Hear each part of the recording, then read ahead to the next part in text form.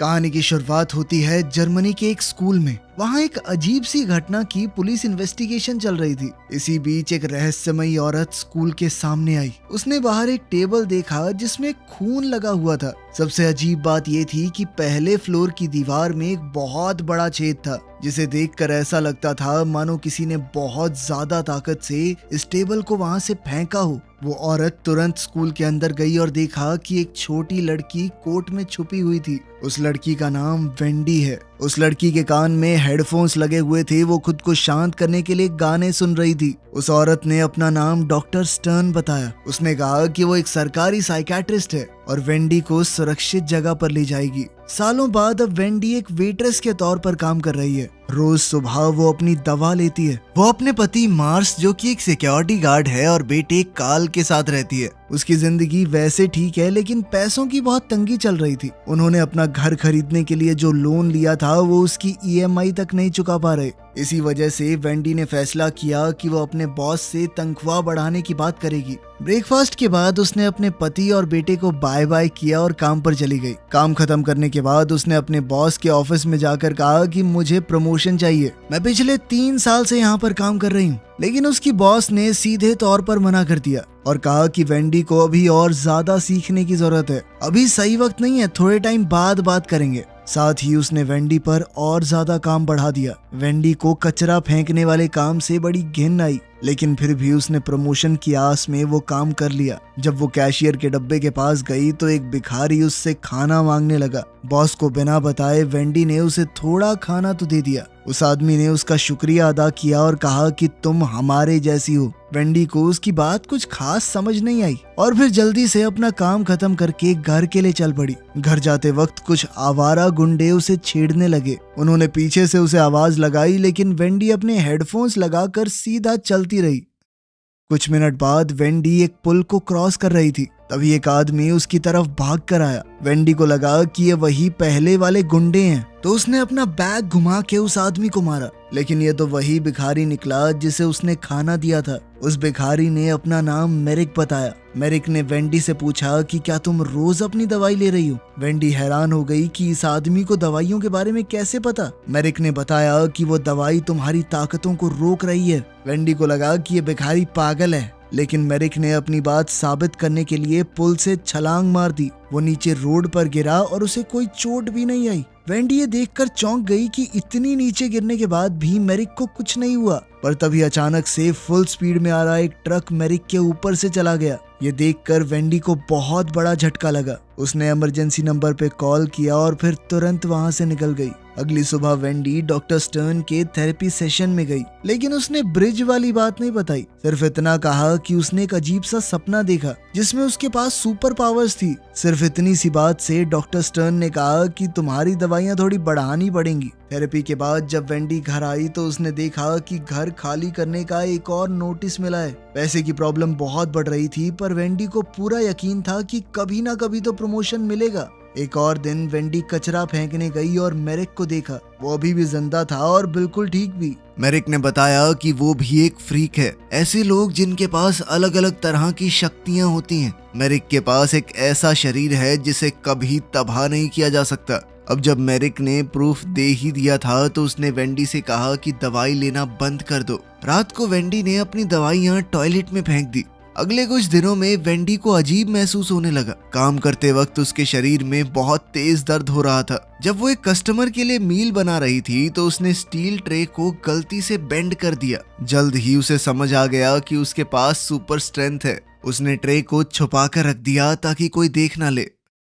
जब वो घर जा रही थी तो वही बदमाश गुंडे उसे छेड़ने लगे। वेंडी ने कहा कि मुझे अकेला छोड़ दो, लेकिन उनके लीडर ने वेंडी को धक्का दे दिया। वेंडी ने गुस्से में आकर उसे बड़ी आसानी से दूर फेंक दिया और जब बाकी लोगों ने भी हमला किया तो वेंडी ने सबको एक एक मुक्के में उड़ा दिया।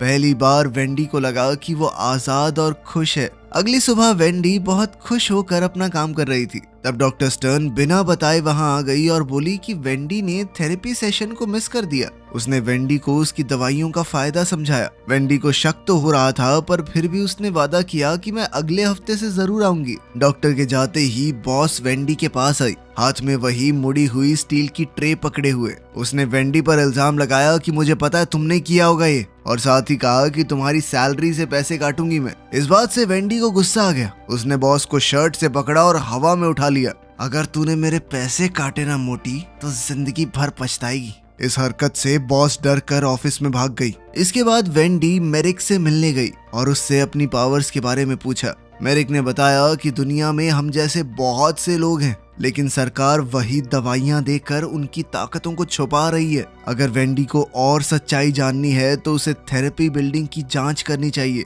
वेंडी बिल्डिंग में गई, लेकिन वो पूरी तरह बंद थी। वो सोचने लगी कि बिना शोर किए अंदर कैसे जाऊं। फिर उसे एक सुपर हीरो मूवी याद आई जिसके अंदर हीरो एक बिल्डिंग से दूसरी में जंप करता है। वेंडी ने भी सोचा कि हो सकता है मैं भी कर लूं, और वो सच में जबरदस्त छलांग लगाकर बिल्डिंग के अंदर घुस ही गई। अंदर वेंडी को एक फाइल मिली जिसमें बहुत से पेशेंट्स के रिकॉर्ड्स थे। उनमें उसके साथ काम करने वाले आदमी एल्मार की फाइल भी थी। ये देखकर वेंडी को शक हुआ कि एल्मार भी एक फ्रीक है। वेंडी उसके घर गई और देखा कि वो अपनी दवाइयां लेने ही वाला था। वेंडी ने उसे रोका और बताया कि ये दवाइयां तुम्हारी ताकतों को रोक रही हैं। जाहिर सी बात है कि एल्मार को भी ये बात बहुत अजीब लगी, लेकिन वो सुपर हीरो मूवीज का बहुत बड़ा फैन था, तो उसने वेंडी की बात मान ली। साथ ही वो अपने पिता और सौतेली माँ के साथ रहकर परेशान हो चुका था। वो लोग हमेशा उसे नीचा दिखाते रहते। अगर उसके पास सच में शक्तियां हैं तो हो सकता है घर में उसकी इज्जत बढ़ जाए। इसीलिए उसने वादा किया कि अब मैं दवाइयां नहीं लूंगा। एक और दिन बीत गया और अब वेंडी और भी ज्यादा ताकतवर और कॉन्फिडेंट महसूस कर रही थी। वो धम से बॉस के ऑफिस में घुस गई प्रमोशन मांगने के लिए, पर इससे पहले कि उसकी बॉस कुछ बोल पाती, वेंडी ने कहा कि हाँ थैंक यू मेरी पगार बढ़ाने के लिए, और मैं काम बहुत अच्छे से करूंगी। दिन के आखिर में वो एल्मार से मिली। उसने भी दवाइयां लेना बंद कर दिया था। उसने वेंडी के सामने ही एक लैंप उठाया और अपने दिमाग की ताकत से उसे ऑन कर दिया। दवाई बंद करते ही एल्मार को समझ आया कि उसके शरीर से बिजली निकलती है। यही है उसकी सुपर पावर। वो दोनों रात को बाहर गए बात करने के लिए, और उन्हें समझ आया कि बचपन से उनकी ताकतों को दबाया जा रहा है। एल्मार को तो अब यकीन हो चुका था कि उनकी ताकत भगवान का दिया एक तोहफा है, और उनके जैसे लोग कुछ बड़ा करने के लिए बने हैं, जैसे मार्वल्स के सुपर हीरोज। लेकिन वेंडी सबसे पहले अपनी पैसों की दिक्कत को सॉल्व करना चाहती थी। इसी वजह से जब वो लोग एक एटीएम के पास गए तो वेंडी ने उसे लात मार के खोल दिया और सारे पैसे निकाल लिए ताकि घर की ईएमआई भर सके। इसके बाद उसने एल्मार से कहा कि थोड़े पैसों से तो एंजॉय करना भी बनता है, और फिर दोनों एक नाइट क्लब में मजे करने चले गए। रात को वेंडी ने देखा कि कुछ लड़के एक लड़की को तंग कर रहे हैं, तो उसने आगे बढ़कर उनसे कहा कि वहाँ पीछे वाली गली में चलें क्या। जैसे ही वो लोग थोड़ी सुनसान सी जगह पर गए, वेंडी ने सबको पीट दिया। उसकी सुपर स्ट्रेंथ का मुकाबला वो लोग कहाँ कर सकते थे। एक लड़के ने फिर भी पीछे से हमला करने की कोशिश की, पर एल्मार टाइम पर आ गया और उसे बिजली का झटका देकर गिरा दिया। वेंडी ने इसके लिए एल्मार को शुक्रिया कहा और फिर दोनों अपने अपने घर चले गए। घर पहुंचकर वेंडी ने अपने पति को लिविंग रूम में सोते हुए पाया। वो जैसे ही उठा, वेंडी ने उसे लोन चुकाने के लिए पैसे दे दिए और फिर दोनों ने कुछ प्यार भरे लम्हे साथ बिताए। अगले दिन वेंडी अपने बेटे कार्ल को स्कूल से लेने गई और देखा कि 3 लड़के उसे परेशान कर रहे थे। उन बच्चों का लीडर वेंडी को आता देख उसका भी मजाक उड़ाने लगा, लेकिन बच्चों को कुछ करने की बजाय वेंडी ने बड़ी आसानी से उन तीनों की साइकिलें तोड़ दी। कार्ल नहीं जानता था उसकी मम्मी इतनी ताकतवर है। वो वेंडी की पावर देखकर हैरान हो गया। घर का पूरा कर्जा चुकाने के बाद वेंडी ने पूल को भरना शुरू किया ताकि अपने परिवार के साथ थोड़ा समय एंजॉय किया जा सके। लेकिन वेंडी को ये नहीं पता था कि क्लब वाले लड़के पुलिस में कंप्लेंट करने गए हैं और वो ये कह रहे थे कि सुपर स्ट्रेंथ वाली एक औरत ने उनके ऊपर हमला किया। पुलिस को पहले तो ये मजाक लगा, लेकिन फिर चीफ ने एक एक्सपर्ट को बुलाया। ये एक्सपर्ट कोई और नहीं बल्कि डॉक्टर स्टर्न है, जो कि उस औरत के बारे में और जानना चाहती है। इस बीच वेंडी एल्मार को मेरिक से मिलाने ले गई और एल्मार ने अपनी सुपर पावर दिखाई। उसके घर की सारी इलेक्ट्रिसिटी ऑन कर दी। वो तीनों एक साथ बैठकर बात कर ही रहे थे कि तभी मेरिक ने बताया कि और भी लोग हैं उनकी तरह, पर वो सभी एक साइकेट्रिक क्लिनिक के अंदर बंद हैं। ये सुनकर एल्मार ने फैसला किया कि वो सबको बचाएगा और पूरी दुनिया को सच दिखाएगा। लेकिन मेरिक को लग रहा था कि इस सब में रिस्क है, अगर पकड़े गए तो सरकार उन्हें भी बंद कर देगी। लेकिन वेंडी ने कहा कि वो कोई जानवर नहीं है, इंसान है। उनकी क्या गलती अगर वो ताकत के साथ पैदा हुए, उन्हें जिंदगी जीने का एक नया मौका मिलना चाहिए। जब बाकी दोनों का मन नहीं बदला तो मेरिक भी मदद करने को तैयार हो गया और क्लिनिक का रास्ता दिखाया। तीनों गाड़ी में निकल गए और एल्मार ने अपना सुपर हीरो कॉस्ट्यूम दिखाया। वो खुद को इलेक्ट्रोमैन बुला रहा था। उसने बाकी दो के लिए भी कॉस्ट्यूम बनाए थे, पर मेरिक ने वो कपड़े पहनने से मना कर दिया और वेंडी ने सिर्फ लाल रंग के बाल पहन लिए। क्लिनिक पहुंचकर मेरिक और एल्मार ने बाहर वेट किया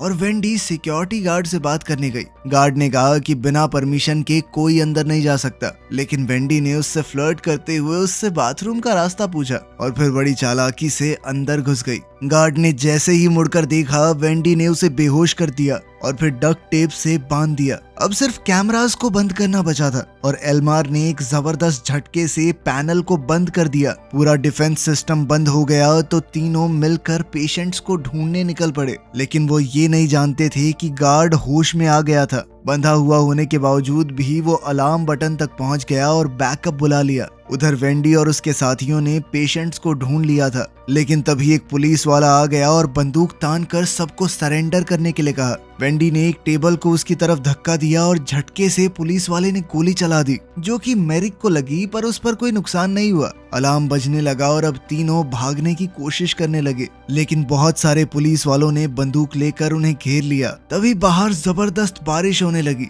और एल्मार ने उसका इस्तेमाल करके इलेक्ट्रिक चार्ज पैदा किया, जिसने सारे पुलिस वालों को बेहोश कर दिया। आखिरकार वो सब भाग निकले, लेकिन वेंडी थोड़ा घबराने लगी और उसने जल्दी से गाड़ी रोकने को कहा। उसे डर लग रहा था कि बिजली के झटके से पुलिस वाले मर तो नहीं गए। मेरिक ने एल्मार को डांटा अपनी ताकतों का लापरवाही से इस्तेमाल करने के लिए। एल्मार को उसकी आधी अधूरी सी बात समझ नहीं आई। वैसे भी वो मानता था कि ये ताकत भगवान ने उसे किसी मकसद के लिए दी है, पर वेंडी को बहुत बुरा लग रहा था और उसने फैसला किया कि वो सब कुछ भूल कर अपने परिवार के पास लौट जाएगी।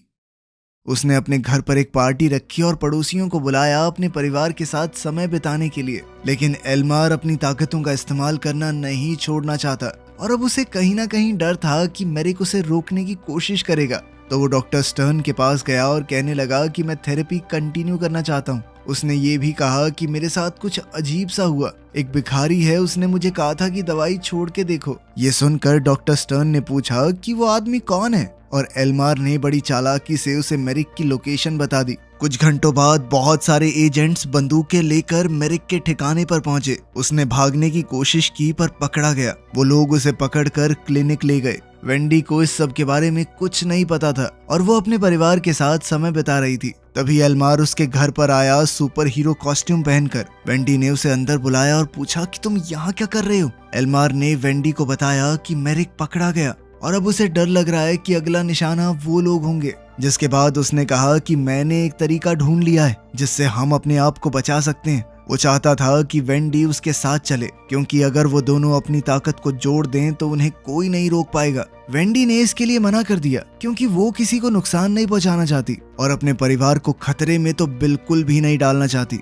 एल्मार को उसकी ये बात पसंद नहीं आई और वो गुस्सा होकर वहां से चला गया। उसने फैसला किया कि ये मेरी ताकत है, मैं चाहे इसका जैसे मर्जी इस्तेमाल करूं, कोई मुझे रोक नहीं सकता। उधर वेंडी के घर पर उसके पति ने उससे पूछा कि ये आदमी कौन था और क्या चाहिए था इसे। वेंडी अब सच नहीं छुपा पाई और बताया कि एल्मार एक तरह का सुपर हीरो है। लोग हम जैसे लोगों को फ्रीक्स बुलाते हैं क्योंकि हमारे पास ताकत है, लेकिन आज तक मेरे साइकाइट्रिस्ट ने मुझे जो दवाइयां दी उससे मेरी ताकत दब गई थी। मार्स को उसकी बात पर विश्वास नहीं हुआ और कहने लगा कि तुम्हें भ्रम हो रहा है, तुम अपनी दवाइयां नहीं ले रही ना टाइम पे। ये जानकर वो डॉक्टर स्टर्न को फोन करने लगा, लेकिन वेंडी ने उसे रोकने की कोशिश की। उसने हल्का सा धक्का दिया था, लेकिन उसकी ताकत बहुत ज्यादा थी। उसके इतने जबरदस्त धक्के से मार्स के हाथ में चोट लग गई। सभी मेहमान भी ये देखकर चौंक गए उनका बेटा कार्ल भी पूछने लगा कि माँ आपने ऐसा क्यों किया। वेंडी को अपनी गलती का एहसास हुआ और वो घर से भाग गई। काफी देर तक सोचने के बाद उसने एल्मार से मिलने का फैसला किया।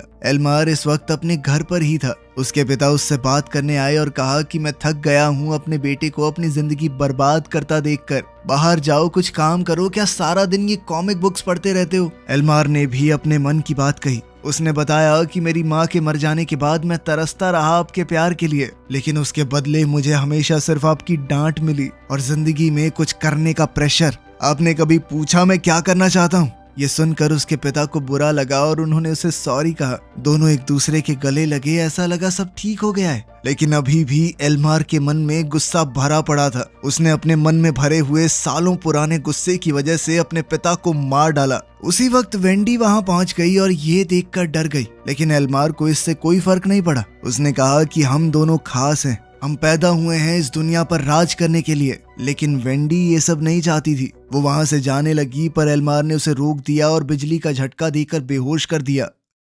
कुछ घंटों बाद वेंडी एक कमरे में बेड पर बंधी हुई जागी। उसके पास डॉक्टर स्टर्न बैठी थी। वेंडी ने भागने की कोशिश की, पर डॉक्टर ने कहा कि मैं सिर्फ तुम्हें बचा रही हूँ, खासकर उस पुरानी घटना के बाद। वेंडी को याद आया जब वो स्कूल में अपनी माँ के साथ प्रिंसिपल ऑफिस में गई थी। प्रिंसिपल ने उसके हेडफोन्स ले लिए थे। इस बात से वेंडी को बहुत गुस्सा आ गया। उसने अपनी ताकत से टेबल को प्रिंसिपल की तरफ धकेल दिया और प्रिंसिपल दीवार तोड़कर टेबल के साथ ही बाहर जा गिरा। ये सब याद करके वेंडी को बहुत बुरा लगा। डॉक्टर स्टर्न ने उससे कहा कि तुम्हें ट्रीटमेंट की जरूरत है ताकि तुम दूसरों को नुकसान न पहुंचाओ। इसके बाद डॉक्टर स्टर्न ने मार्श से भी बात की कि उन्हें अपने बेटे का चेकअप भी करवा लेना चाहिए कि कहीं उसके अंदर भी ताकत तो नहीं आ गई। वेंडी अब डॉक्टर की बात मानने लगी और क्लिनिक में और ज्यादा जाने लगी। दिन गुजरने लगे और दवाई के इफेक्ट से वेंडी कमजोर होने लगी, लेकिन अब वो अपनी ताकत से खुद ही डरने लगी थी। रात को जब नर्स उसे दवाई देने आने वाली थी, तब एल्मार वहां आ गया।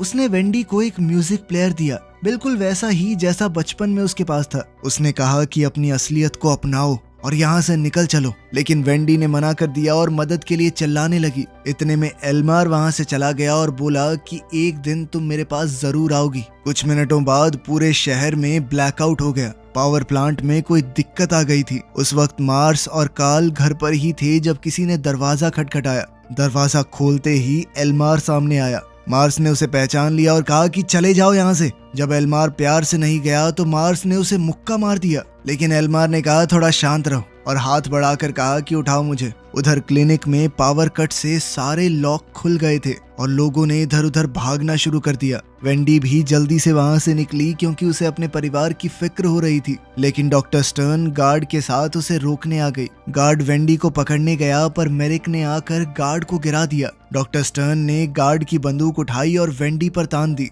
घबराहट में गोली चल गई जो कि मेरिक को जा लगी। दवाइयों की वजह से उसकी ताकत काम नहीं कर रही थी और वो वहीं पर गिर पड़ा। ये देखकर वेंडी को बहुत गुस्सा आया और उसने गुस्से में डॉक्टर को धक्का दे दिया, लेकिन बेचारा मेरिक इस घाव से बच नहीं पाया। मरने से पहले उसने वेंडी से कहा कि सच दुनिया को बताओ, उन्हें पता होना चाहिए हमारे बारे में। वेंडी घर भागी और देखा कि एल्मार कार्ल के साथ खड़ा था। उसके आसपास स्लॉट कार का ट्रैक लगा है जिससे एल्मार बिजली से उसे मार सकता है। एल्मार ने फिर से वेंडी को ऑफर दिया कि मेरे साथ चलो, हम मिलकर दुनिया पर राज करेंगे, लेकिन वेंडी ने मना करते हुए उस पर हमला बोल दिया। लेकिन अभी वेंडी की ताकत पूरी तरह से वापस नहीं आई थी। एल्मार ने उसे मार कर दूर उड़ा दिया। वेंडी बाथरूम के पास गिरी जहां पर मार्स भी तारों में फंसा हुआ था। उसने वेंडी की तरफ बिजली के झटके को सोखने वाले रबड़ ग्लव्स फेंक दिए। अब वेंडी जल्दी से ग्लव्स पहनकर एल्मार पर हमला करने लगी। उसके जोरदार धक्के से एल्मार खिड़की से सीधा पूल में जा गिरा।